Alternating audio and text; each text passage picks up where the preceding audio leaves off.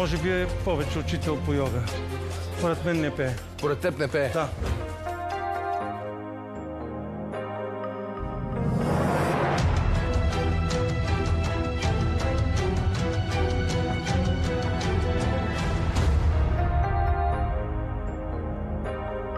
Леш, пее.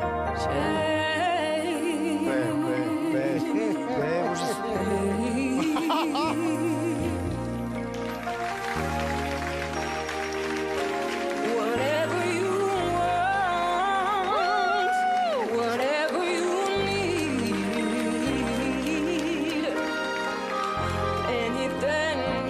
Дотук добре.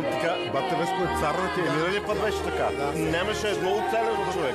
И той си казва, сега пак ще му ми играе. Той си ги прави какво? Виж колко...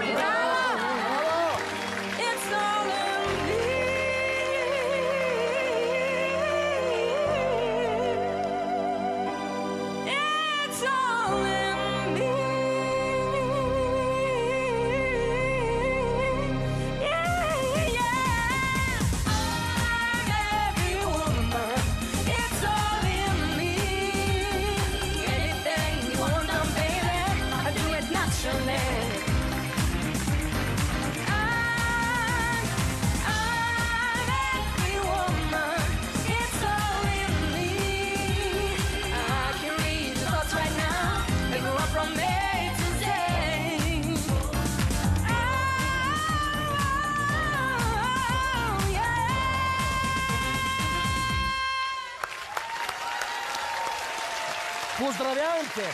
Много му е тъп! Много му е тъп, господин Рудов. Ще се извините ли това момиче?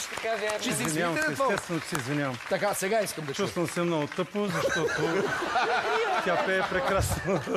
Разкажи ли малко повече за себе си? Аз съм на 21 години и съм четвърти курс при професор Етиен Леви. Обичам го много. Браво! Изпращам му поздрави. Днес се занимавам с йога още от пандемията. Тя ми помагаше да се освободя от стреса. Значи и ти трябва да почнеш с йога. Да. Силни аплодисменти, благодарим ти! Най-силно искам да пляскате, господин Маринов. Господин Маринов, много хубаво почнахте. Най-неприятното е, господин Рачков, за ваша голяма радост, така, че започвайки по този начин, започвам да се съмнявам изобщо в себе си. Да. И че дали не съм урисан да пея такъв дует, какъвто беше.